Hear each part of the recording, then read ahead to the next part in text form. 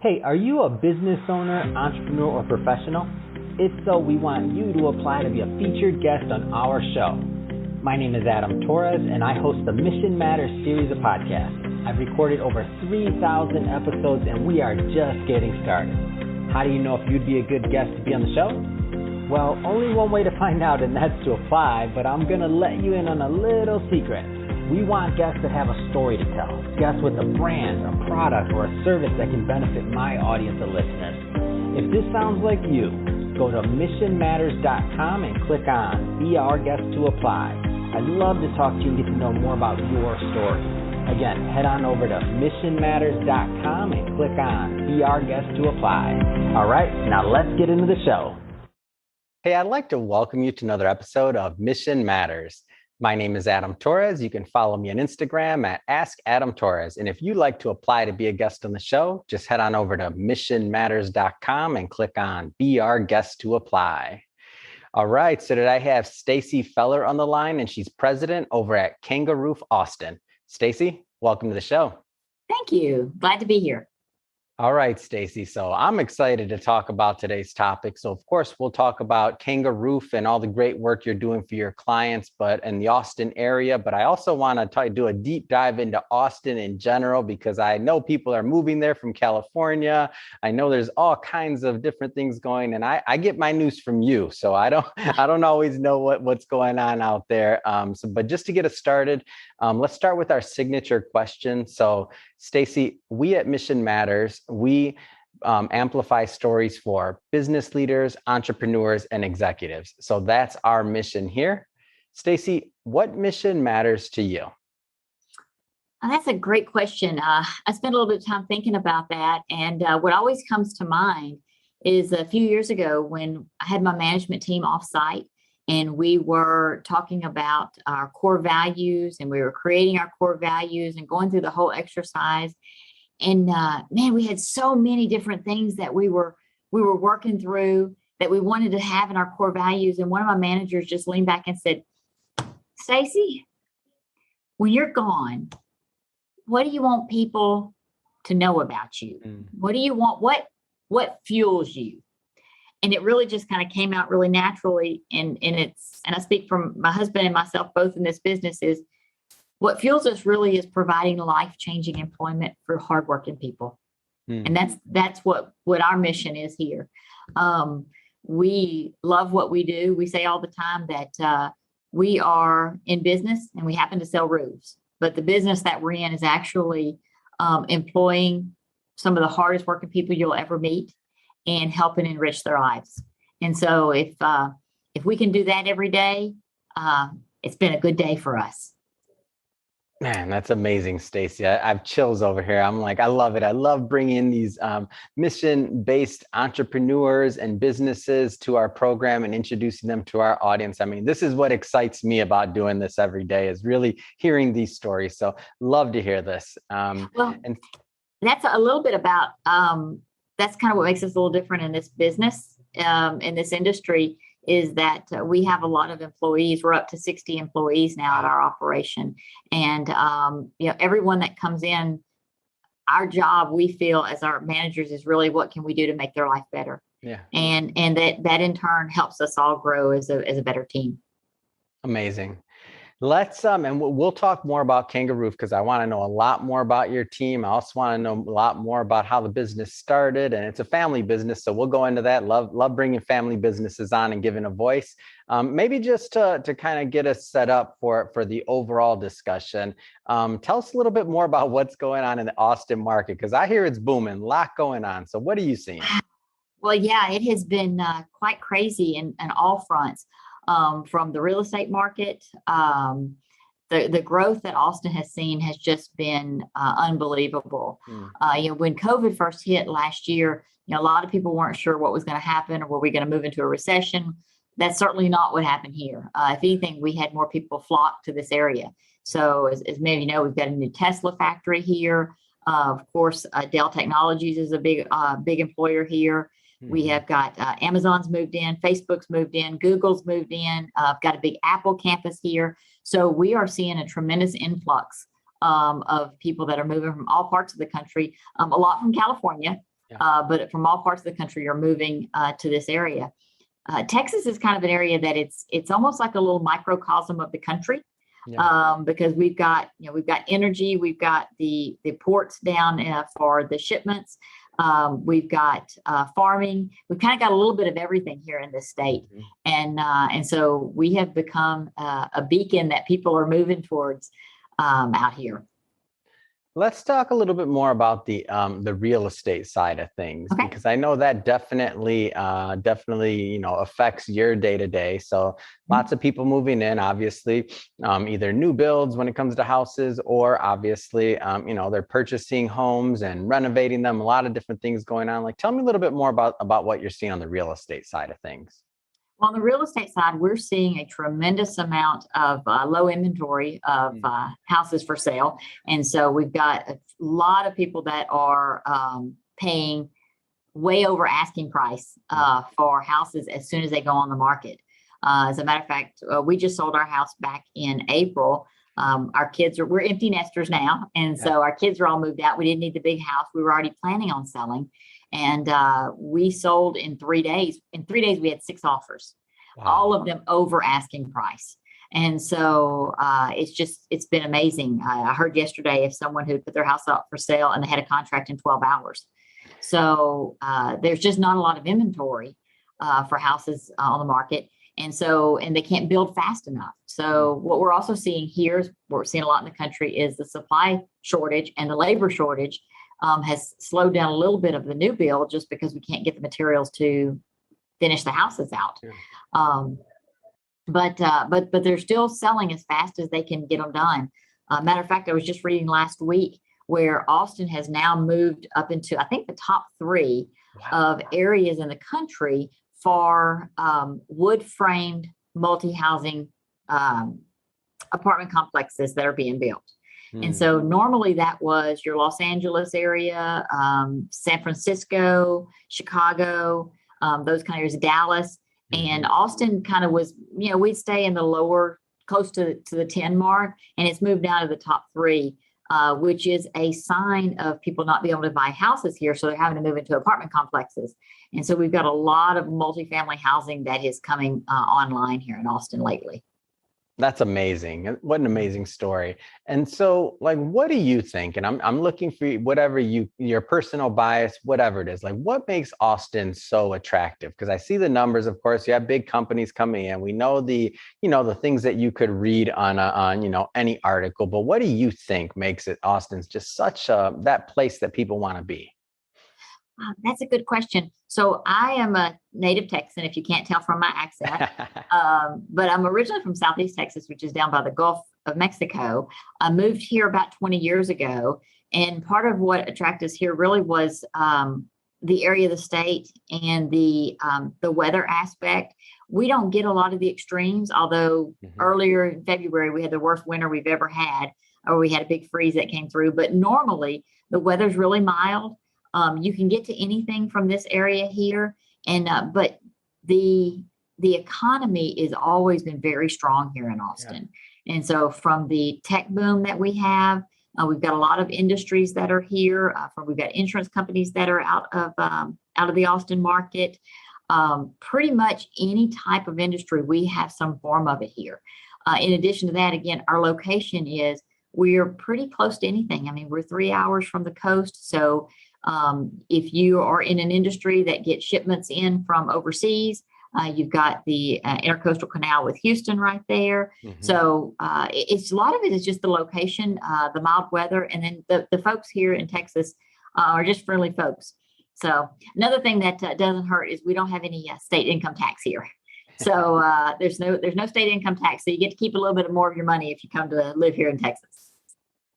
No, all great points. And I like hearing it from a Texan, because we can hear it, we can read about it, and we can look at the numbers, but really just the people. And I've heard of Austin even before this, let's just say boom. I just knew, people in Texas and otherwise, and specifically Austin also.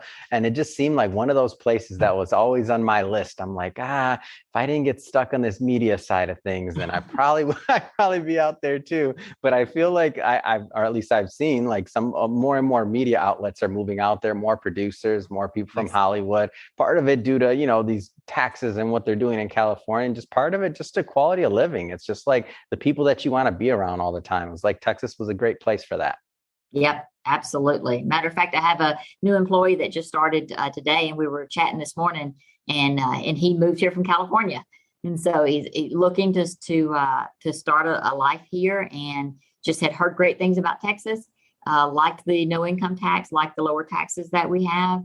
We're a little bit more of a conservative state, and so he liked some of that and moved over this way.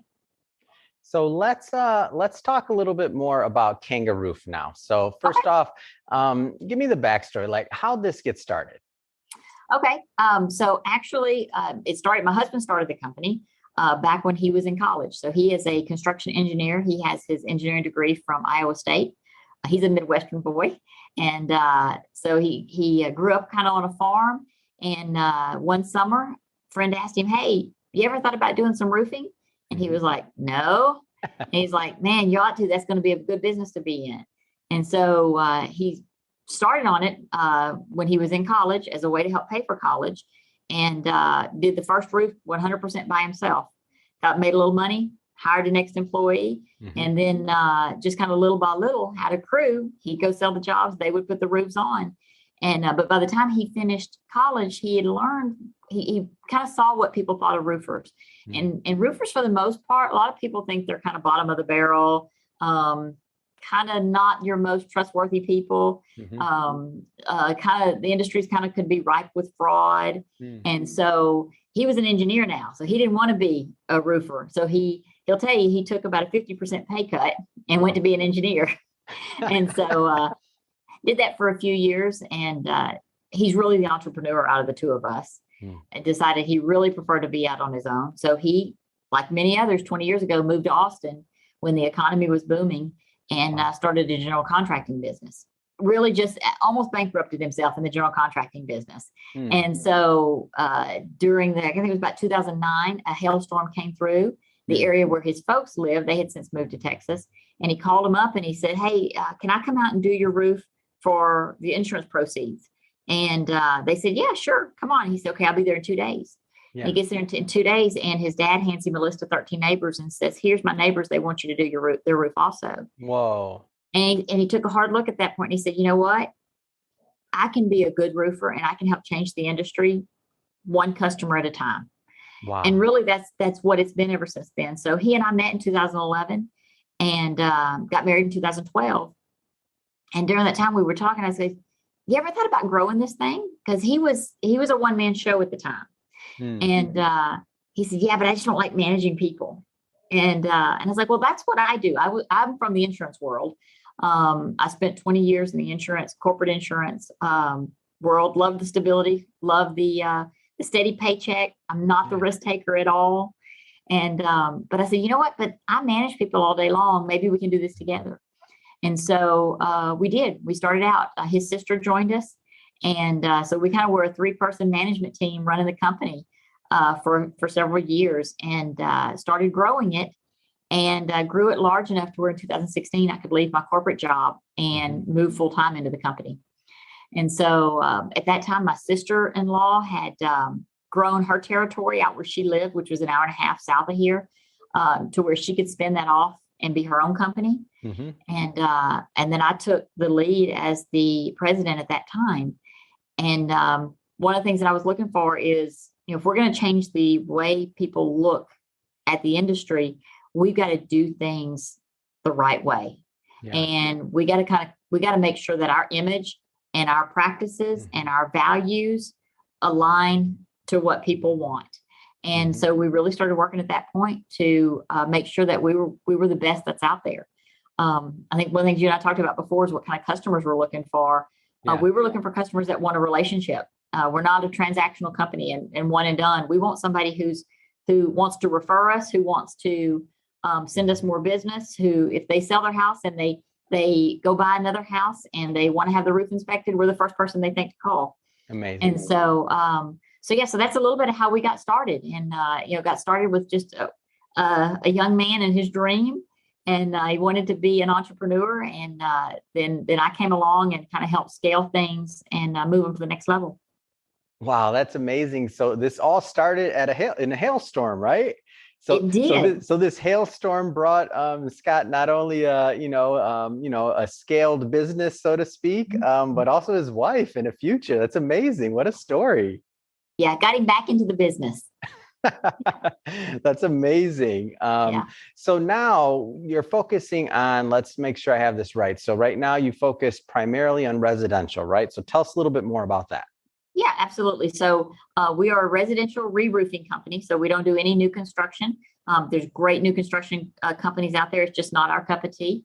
And so we also do repairs and we also install gutters. That's all we focus on. I'm a real big believer in you do what you do well and you stick with that. If you start trying to be too diversified, sometimes you can lose your expertise. Yeah. And so we have found that this is what we're good at. So we even hone it down to, we primarily do shingles. And so there are great companies that do tile and metal that are out there. That's not us. So we want to do what we do best and do a lot of it. And so going in deeper into the company. So you said, I think you have a little over 60 employees now.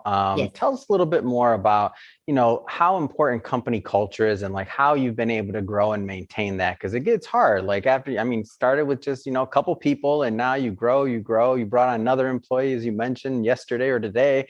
Tell us about the company culture side of things. Yeah. So one of the things, like you mentioned before, we are a family-owned business. Scott and I are here every single day. Our employees can come talk to us at any time, and they do. And that's really important to us. Gosh, as we've grown, that's one of the things that I've focused a lot on. And I really had to get out of the operations a little bit and put managers in place so that I could focus on the culture because that was so important to I think it's important to any company that's starting to grow is because they can get out of hand really quick. And if you have a couple of bad apples, man, those are tough to turn around sometimes. So one of the things that we've done is we put in a very extensive interviewing process because we want to make sure that somebody fits in with the culture of who we are. Our very first core value is do the right thing.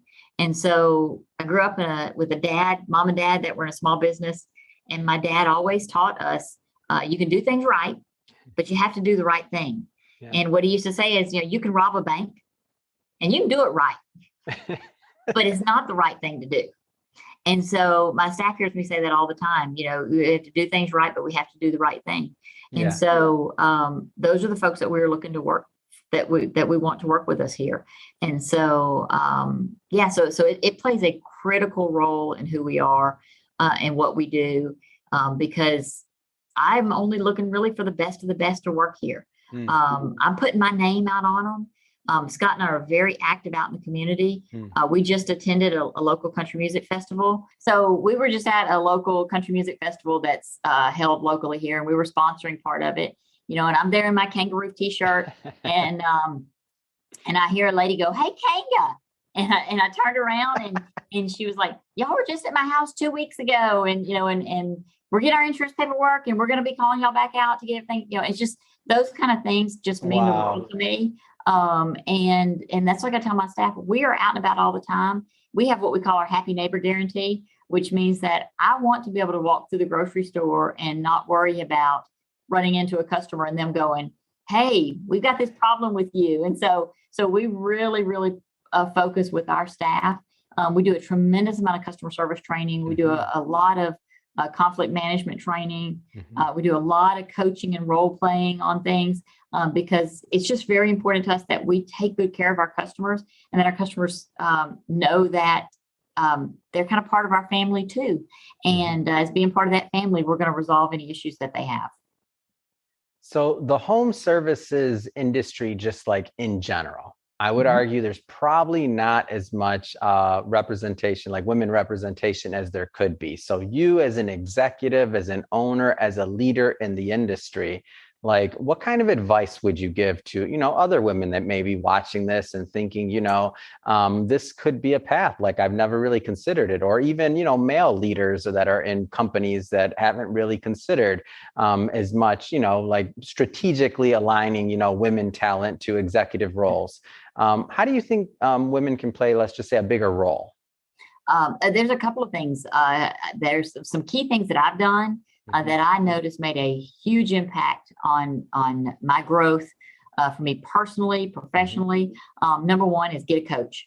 I have a CEO coach that I meet with regularly, and man, he has really opened my eyes and pushed me. But it's like anything else. If you think about an NFL team, those are great football players, but they have a coach. They have a coach that's standing on the sideline saying, hey, don't forget to do this. Hey, make sure and if you thought about this and those kind of things. So that's one big thing is get a coach. Matter of fact, my entire management team that I have here, they all have mentors.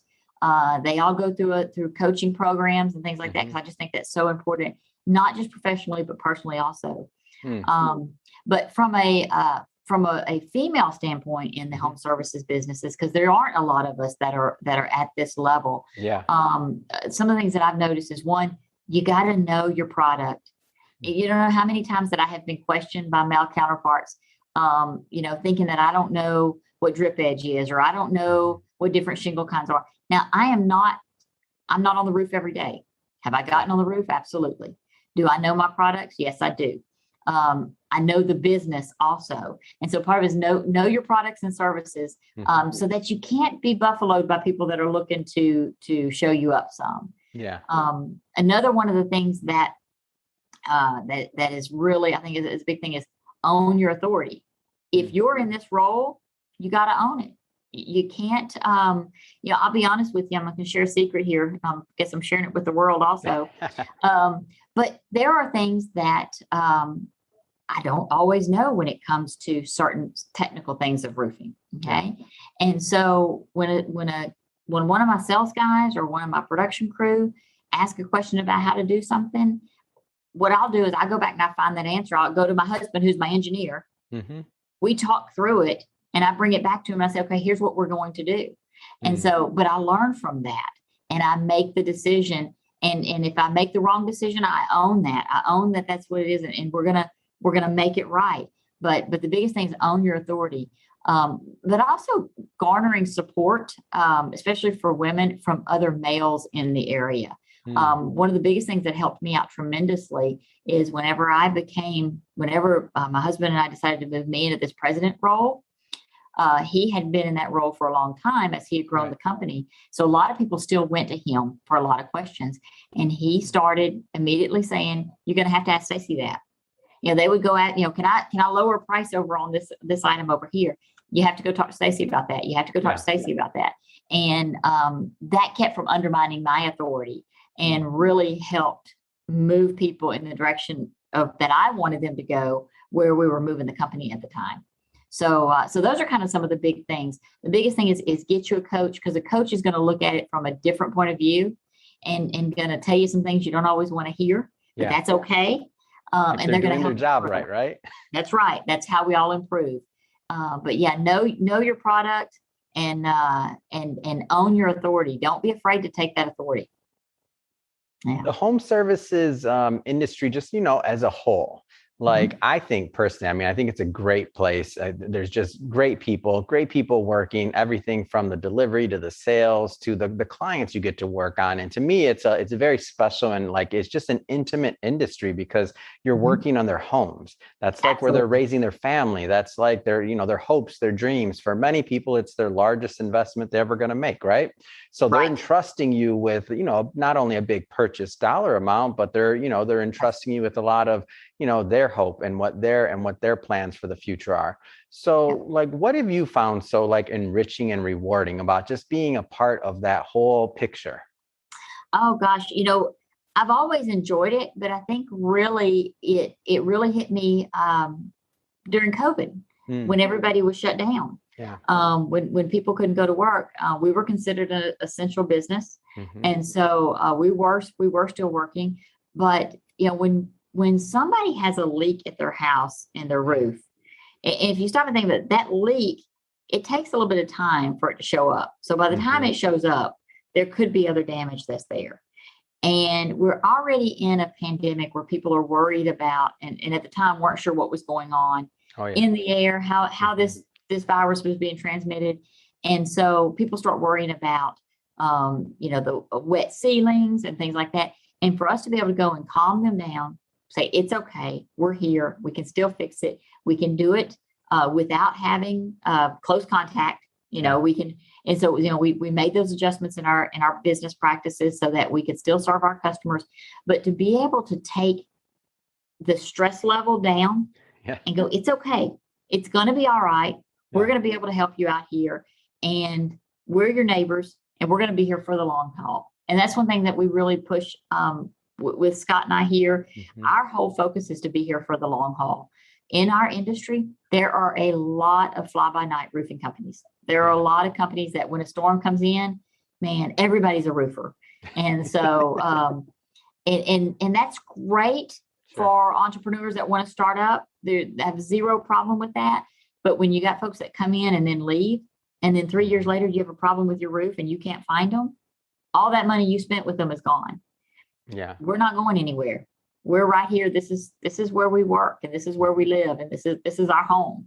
And so being able to give folks the peace of mind that we can help take care of them has just been, it's been one of the things that I really, really enjoy tremendously. Yeah, it's amazing. And I love, you can tell when a business is here for the long haul, and when you want to make those commitments to your customers, because it doesn't have to be just roofing, but, many different businesses. It's like, if you spent that money, especially when we're thinking of warranties, all these other things, if the company is no longer in existence and you can't get a hold of somebody, doesn't matter. What happens, Stacie? What happens next? Because I don't know. Yeah, well, and so we actually, unfortunately, we hear those calls from customers that say, yeah, I had this company, that put my roof on 3 years ago, and their number's disconnected and I can't find them. Now I've got this leak. Well, if they were still in business, you would expect them to come out and warranty. If you had the warranty on your roof and you bought that package, then they would come out and take care of it. Unfortunately, what happens then is they've got to go call another roofer and pay somebody to do that. And if the company can't stay in business, how good possibly is the work that they did? So you don't know what other problems you're going to have. I will tell you, we're not the cheapest guy out there. We're probably one of the more expensive ones out there. But what you're paying for also is you're paying for that value and that peace of mind to know that we're going to be here. We're going to take care of things regardless, and we're always going to be here. And so the average roofing company is out of business within 3 years. Yeah. And so most companies can't make it more than 3 years. And a lot of it is because they underprice things. They underprice it because they don't think warranty. They don't think long-term. They don't think of those kind of things. They think, oh, I'll worry about that later. Cross that bridge later. Well, when that bridge comes up, you got to have some money in the bank to take care of it. And so it's one of those things that's just part of being in business. And it's, like I said, we're in business and we sell roofs, but part of being in business is making sure that you've got the funds in the bank to be able to last the downturns, and outlast everyone else. So that's one of the things that I really, really like about that. And also we work with some of the hardest working people you will ever know. Amazing. I will tell you, I don't have anyone on my staff that I can't call at 6:00 on Saturday evening and say, hey, I've got somebody that called that said they've got a leak and they're really worried about it, but they wouldn't say, let me see if I can get out there and take care of that. Wow. So it's really the industry as a whole is just, the home services industry is just really got some great, great people that work in it. Fantastic. I think it's so inspiring what you and Scott are doing in general, of course, providing opportunity, but then, great quality, great service, great value for your clients too. So know you got a lot going on. No, Austin is still booming, and I don't see that stopping anytime soon. So Stacie, what's next? What's next for you, the business, the community? What do you see next? Well, so we are continuing to grow. We had a record-breaking year last year. We have already broke the record that we set last year. We've already broke that this year. So continue with our growth that we have here in the roofing company.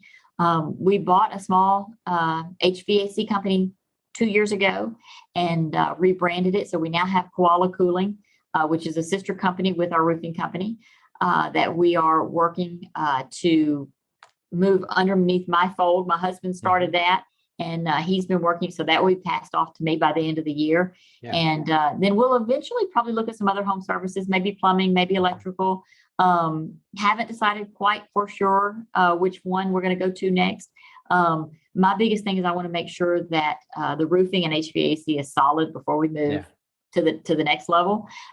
So in the meantime, since, like I said, Scott's the entrepreneur, he likes to do different stuff. So we're actually moving him into a role next year of our dream manager. I don't know, there's a program out there that kind of talks, it's a mix between a life coach and a financial coach. And so he has been taking that, and he's going to be our company's dream manager for our employees. So he will actually work one-on-one with employees to help them make their dreams come true, no matter, regardless of what that is. So that's one of the things that we're really, really excited about moving into over the next year. Man, that is exciting. A dream manager. I'm sitting here again. I'm like, oh, this is, you just keep innovating. And as you add these different like pieces to the puzzle, and as you keep on, taking on more and more responsibility, I mean, obviously you're providing more value, and which comes with more reward, and sometimes more headaches from one entrepreneur to another, right? But that's why we do what we do. Yep, that's why we do it. Exactly. Well, Stacie, I'll tell you, it's been really a pleasure having you on the show today and getting to know more about your history and everything you're doing at KangaRoof, and also now Koala Cooling. I mean, that's coming in the pipeline soon, and just your story, you and Scott, and how this started and how you built it. I mean, it's inspiring for me. I know it's going to be inspiring for a lot of the viewers that watch this too. That being said, so if somebody is watching this right now and they want to learn more and they want to connect, I mean, what's the best way for people to reach out to you and your team? All right. Best way is via our website, which is callkangaroof.com. That's CALL, then KANGAROOF.com. Or if they have HVAC issues, we're at koalacooling.com. Either way, if you want to reach out to me, very simple. My email is Stacie, STACIE, at callkangaroof.com. Fantastic. Well, again, Stacie, thank you for coming on the show. It truly has been a pleasure. And to the audience, as always, thank you for tuning in.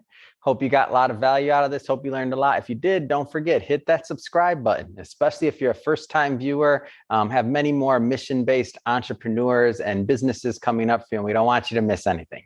And Stacie, again, it has been so much fun. Thank you for bringing your story to us. Absolutely. Thank you.